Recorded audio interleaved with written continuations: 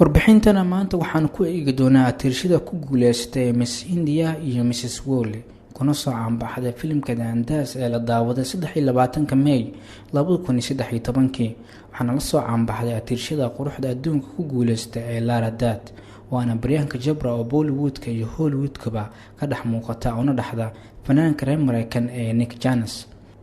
Priyanka Chopra ayaa inta aysan noqon jilaa fanaan iyo maalgeliyaba waxaan weyneed inay noqoto injineer.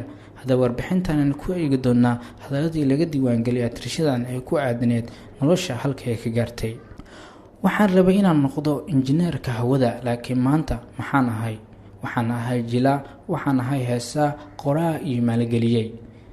Sideen ugu imid inaan noqdo injineer oo aan u noqday intaan oo dhan? Waxaan qaatay qayaarkaas waan rabay nafsadeeda. U ogolaaw inay riyadaada ku hogaamiso, baalo u yeel noqo cid aad rabto inaan ahaato. Bilaa cabsi abuur fursadooyin waana qayb kale oo muhiim u ah cabsi la'aanta.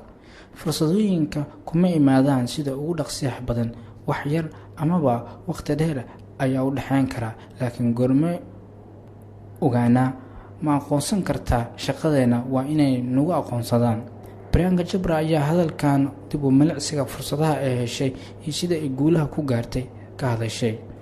Waxaan dib u milicsaday dhammaanba waxyaabihii aan sameeyay waana la cajiibay fursadooyinka aan helay. Gabadha ugu qurxoon India, gabadha ugu qurxoon adduunka, filimkay ugu horeeyay ee lagu deeqay, heestii ugu horeysay aan qaaday iyo filimkay ugu horeeyay ee aan soo saaray.